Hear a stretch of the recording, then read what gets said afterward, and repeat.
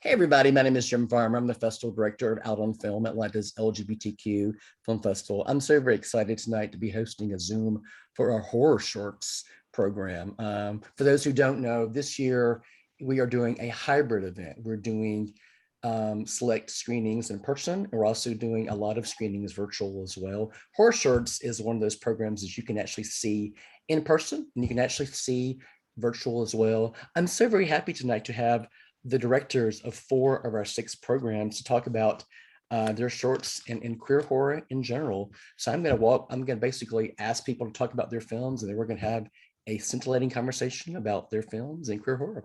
So let's start with you, Bixby. Hi, I'm Bixby. I'm actually the writer of Aquamarine, so that means I will be drastically less articulate than the director if he were to be here. But Aquamarine is a short that is essentially about, it imagines the sort of fictional life of a woman named Marianne Cotton, who is a real life serial killer from the Victorian era, and essentially imagines why she's not more famous than she actually is. So, yeah. Elizabeth. Hi, my name is Elizabeth Rakhilkina. I'm the director and writer of the short film New Flash for the Old Ceremony. And it's this film, it's, kind of on the edge of being experimental. It's, it enters you into the world of a lesbian fantasy or a reverie, where we encounter 2 women who live in the isolated house in New England with their pack of dogs. And one of the spouses gets devoured by the said dogs, and then her soul possesses them. And this, movie is sort of like a metaphor for the all-consuming, exaggerated passion between them. Mylo. Hi, I'm Mylo. I'm the director of Sundown Town. The movie kind of explores 2 travelers just basically coming from a holiday vacation, and they are interrupted by a pit stop that takes place in a mysteriously unwelcoming town. The film is actually inspired by my own personal experience. Yeah. And Mark. Hi, I'm Mark J. Parker. I'm the writer, director, producer of Twin, which is a short horror film about a haunted twin bed. That's pretty much it. It's very simple. It's a classic kind of horror story that feels a little modern, and we follow a gay couple, 2 young women who are going to New England and vacationing, and they see a bed that was not in the listing, and they don't know what they're getting into when they sit on it. To put it mildly. So I just wanted to talk to you a little bit about how your film began, how long it took, and sort of where you are in the festival process. We'll start with you, Mark. I mean, when did you start Twin?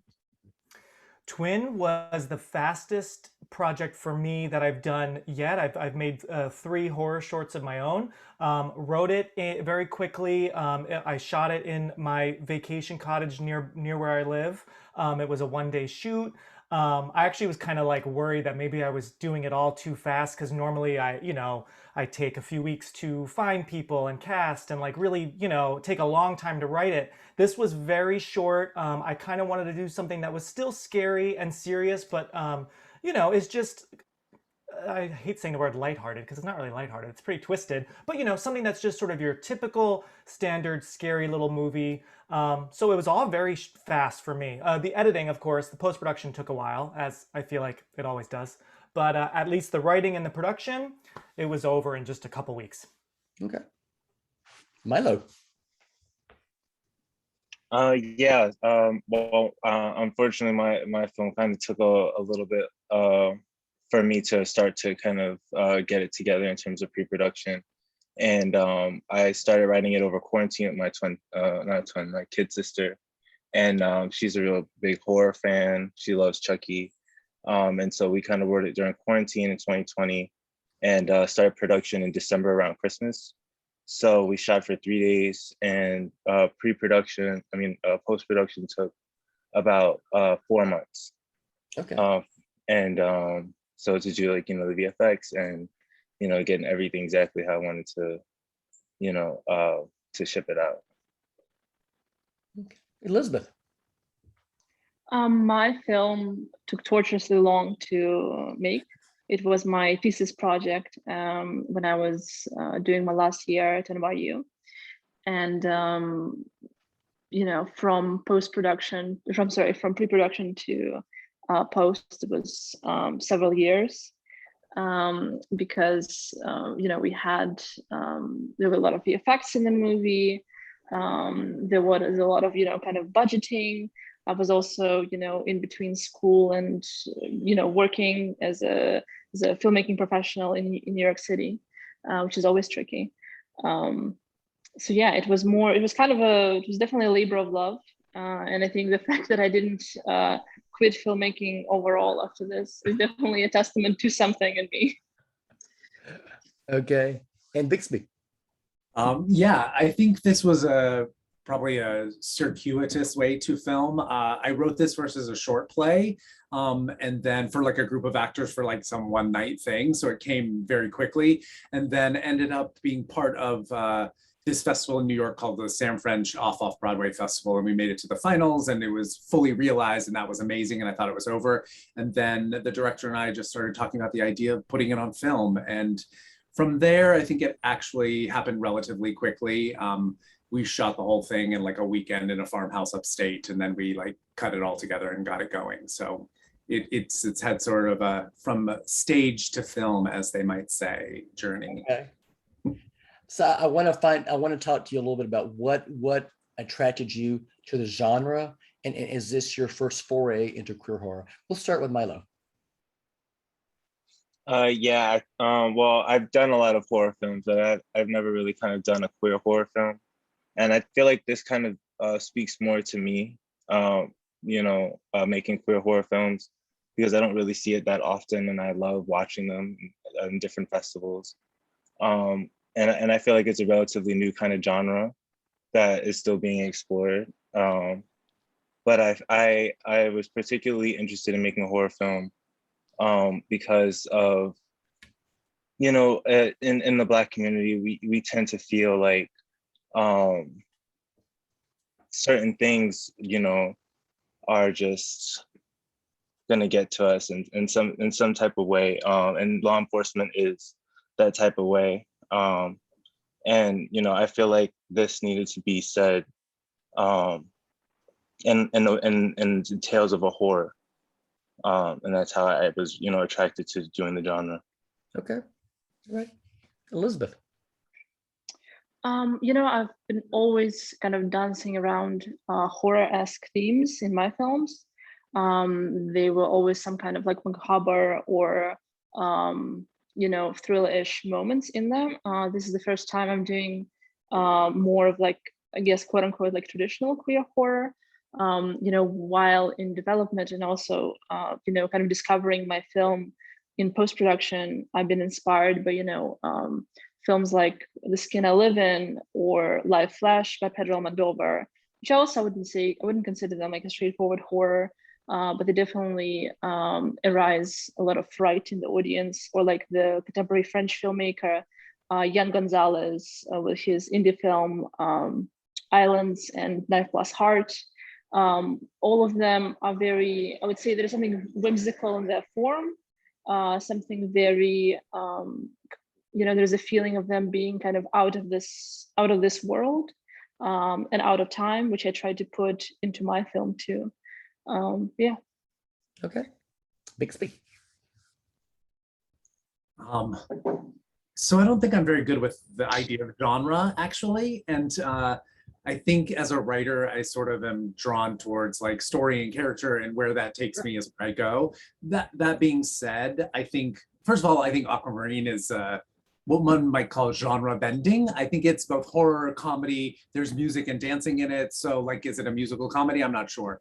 But I do think when it came to the film version of it, we definitely leaned more towards the horror of it, right? We wanted to have that effect. And so the film definitely gets darker and more serious towards the end and more horrific maybe. So yeah.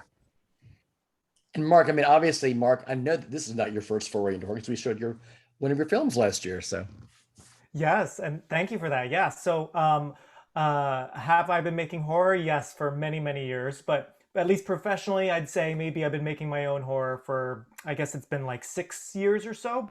But ever since I was a kid, I would get my friends together and rip off any horror movie that I was crazy about at the time. Like I made my own version of Scream, and I was doing remakes and all these crazy things. But yeah, so I've written and directed horror. I love it. But as for queer horror, my first short sticks, there was a character that was sort of unofficially queer, but I didn't really make a big deal of it. And, but for Family History last year that was shown at the festival, and then now for Twin, I've realized that I really love, much like how a lot of these folks were saying, I really love merging the worlds of queerness and horror. And, there's just so many queer people out there that love horror like me that I thought, wow, I think this is now something I could really do, all the time now. So, yeah. and this is a question for anybody can jump in. Were there any particular inspirations or people or films that have inspired you as a filmmaker?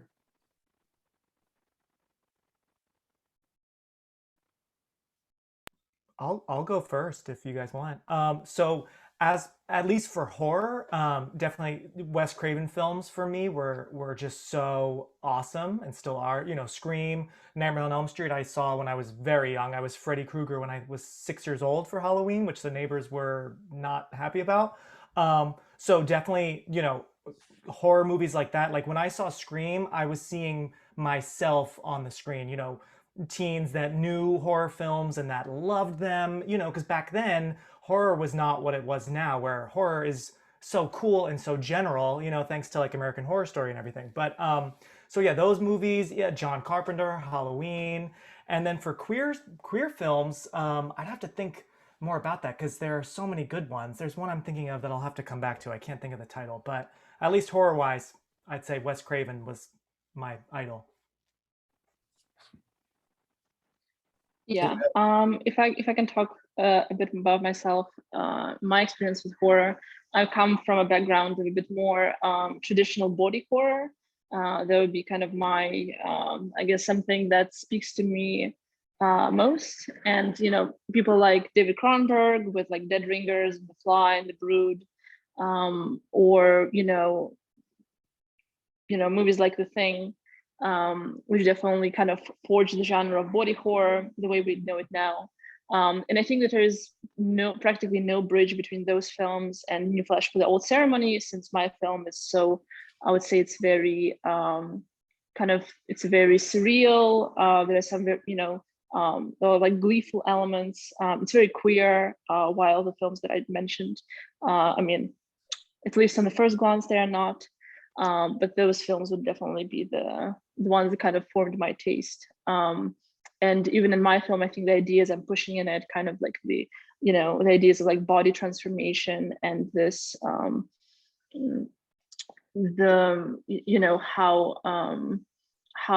like awesome and I use this word, in the way like awe-inspiring the body can be, both before and after death. Is something that I definitely took inspiration from those films. Okay. Does anyone else want to, Mylo or Bixby? Yeah, I think some of the films that inspired Sundown Town, I think, would be definitely Get Out.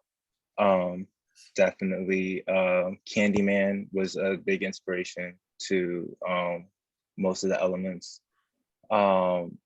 In terms of queer films, I feel like Moonlight was definitely one of the bigger inspirations for how I wanted to use crossfades and use different kind of emotional elements.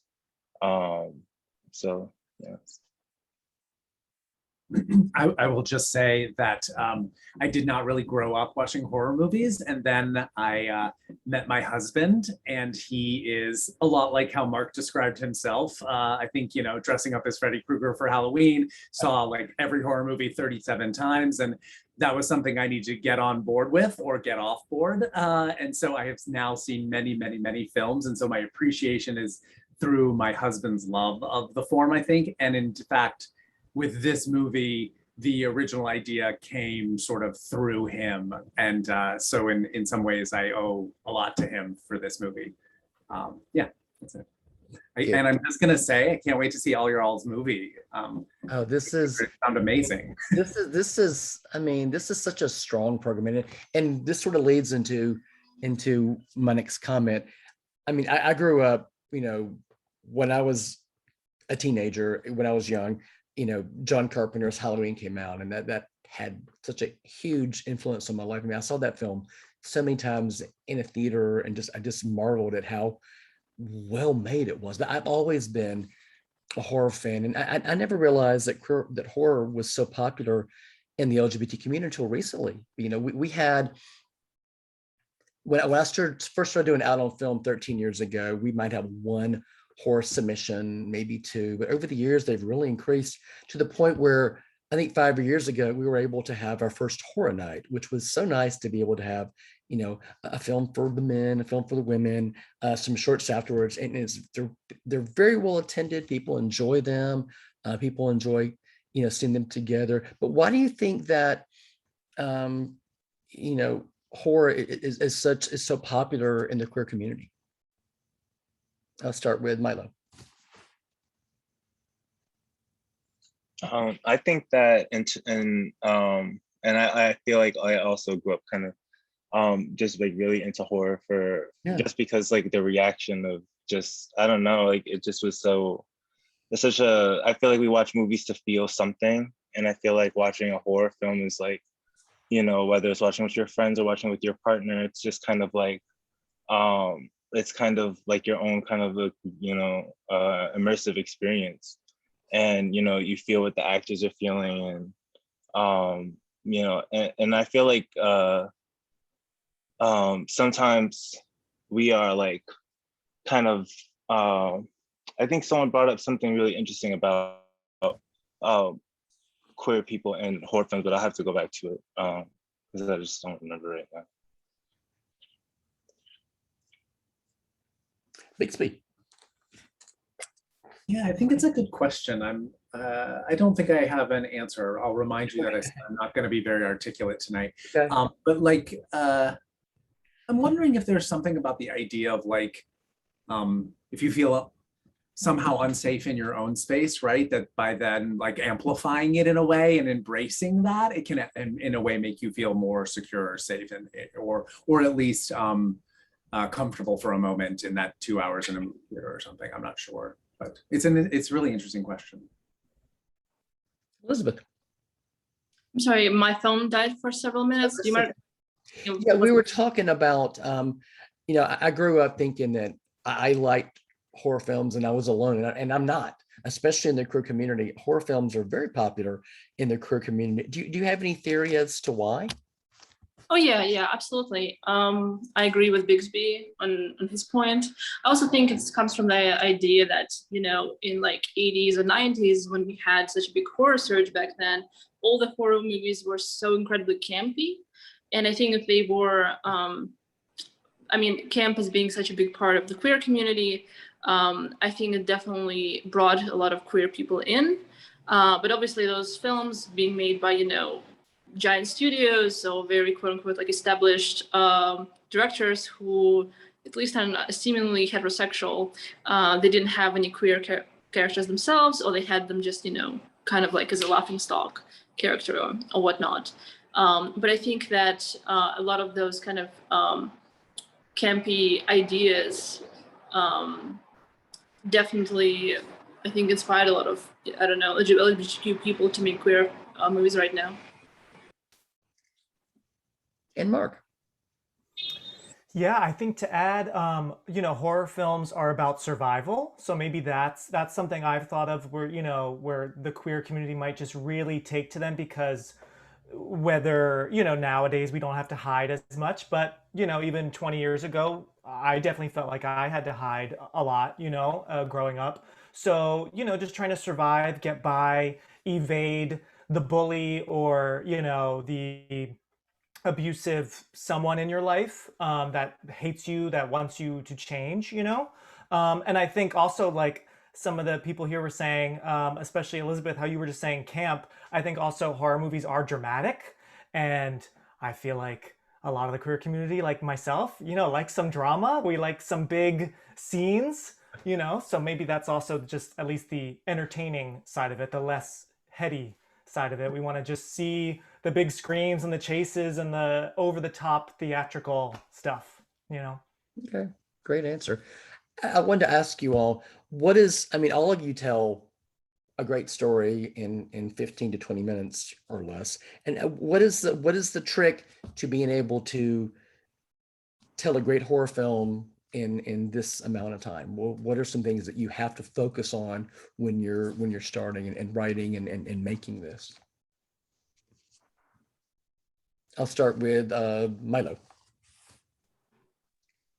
Yeah, I think it's really important to just focus on the story and making sure that the story is kind of exactly how you see it from start to finish. Not kind of putting too much thought into one part being the big twist. I feel like from start to finish thinking about the script as every shot being kind of a masterpiece in your head, and just kind of making sure that you know it's I've never tried to entertain people for more than 10 to 15 minutes. I can't imagine. I'm trying to work on a feature now that might actually be a big challenge for me, but I can't even really pay attention for more than a couple minutes sometimes, in the first beginning of a film. So I feel like shorts are, the perfect sweet spot is like 13 minutes, for like a short. But I think, just really figuring out, what the key elements that serve the story, I think you'll come up with something really nice. Okay, Elizabeth. I don't have like advice for the horror short exactly, but I think my general advice for any short, and I watched a lot of them, is to understand that your idea cannot be too long. You cannot be trying to sandwich your like perception of a feature film into 13 or 10 minutes.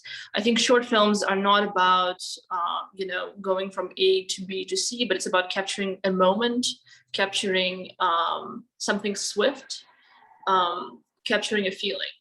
And I think that's when the short films become most effective. I wish I kind of understood that when I was making my short, but it kind of came to me with like maturity as a person, as a filmmaker. And I think talking exactly specifically about the horror shorts, I think pacing is so important, obviously in any film, but in horror shorts most importantly because it's a genre. You're kind of building to some sort of climax, and I think you have to totally understand what the payoff of the movie is, and to understand how big the stakes are, like what's the like what the percentage of the rhythm and of the, I don't know, of the mood, of the atmosphere that you're trying to build to. And from that last point, try to figure out all your previous points. Okay, Mark. Yeah, I would add that a filmmaker friend told me when I was actually finishing writing Family History, my previous short.